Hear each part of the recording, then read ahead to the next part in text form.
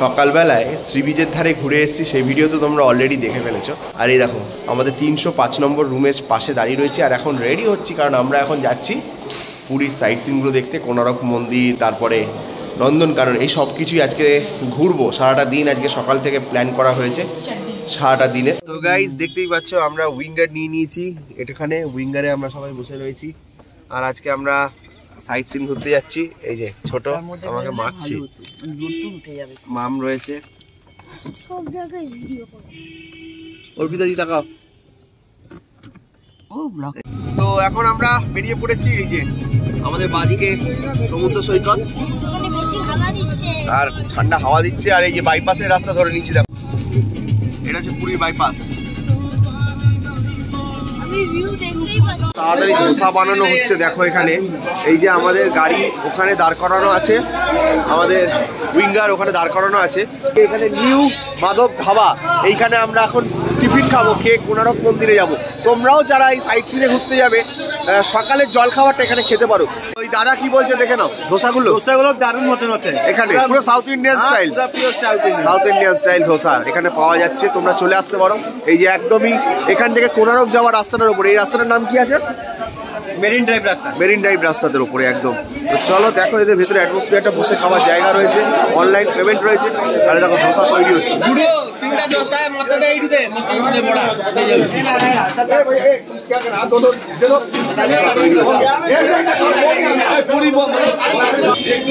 তরকারি রয়েছে,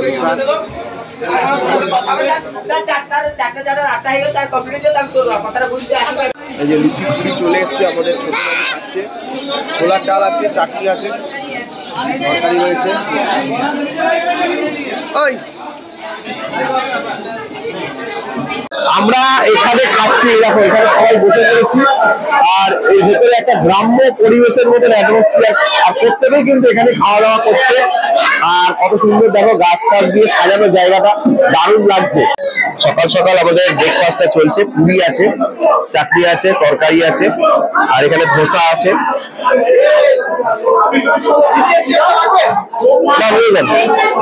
তো এখন আমরা এই পুরি খাচ্ছি। ধোসাটা ভালো করেছে, ধোসাটা ভালো হয়েছে বলছে, বললো ওখানে যে ধোসাটা নাকি দারুণ করে।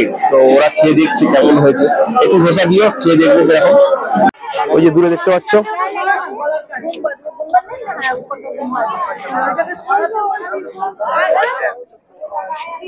বন্ধুরা অবশেষে চলে এসেছি কোনারক সূর্য মন্দিরে। আর এই যে রাস্তাটা দিয়ে আমরা যাচ্ছি, দেখতেই পাচ্ছ। সামনে মন্দিরটা তোমাদেরকে দেখাই।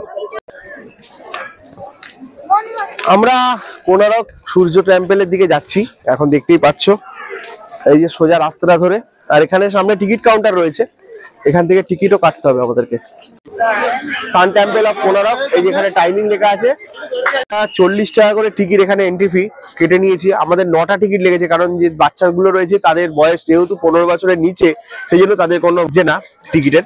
আর একটা কথা বলে দেখি, যারা বিদেশি পর্যটক আসছে, ফরেনার, তাদের ক্ষেত্রে কিন্তু এখানে 600 টাকা করে পার ডে।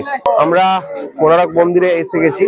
কোনারক মন্দির দারুণ জায়গা, আর এখানে সান টেম্পলের একটা আলাদা হিস্ট্রিও রয়েছে এখানে। তো সেটাই আমি তোমাদের সাথে শেয়ার করছি, চলো দেখো।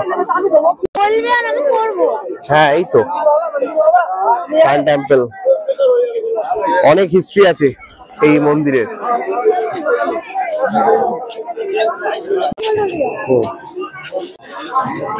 আমরা কোনারক মন্দিরে প্রবেশ করছি, টিকিটটা পাঞ্চ করা হয়ে গেছে। তো চলো তোমরাও আসো।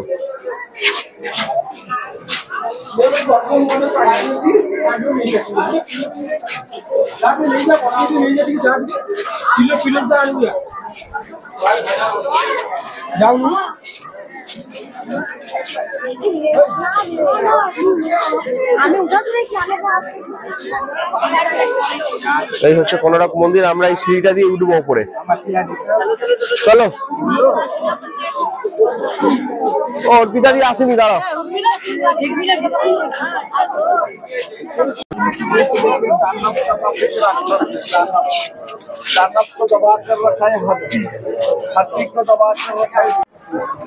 আমি আর ওখানে না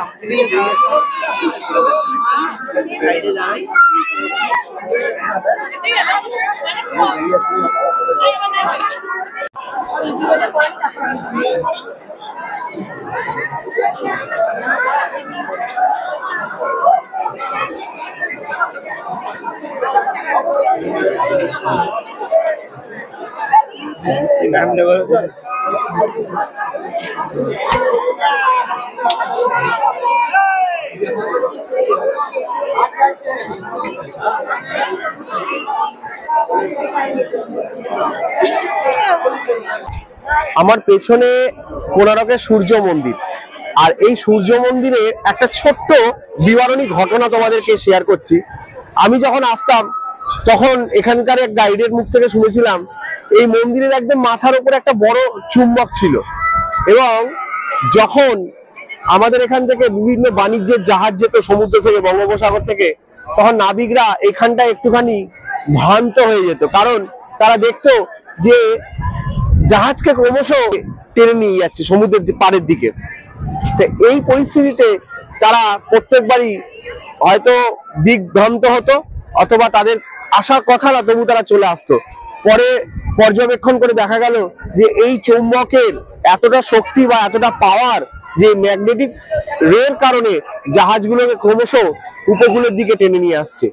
আর এমনিতেও আমাদের ইতিহাসে বিভিন্ন জায়গাতে বিবরণী আছে এই কোণারকের সূর্য মন্দির। তো তোমাদের কাছে এই কোণারকের সূর্য মন্দির যতটা সম্ভব তুলে ধরলাম। যদি ভালো লেগে থাকে আর তোমাদের কাছে যদি কোনো তথ্য থেকে থাকে অবশ্যই কিন্তু সেটা শেয়ার করো।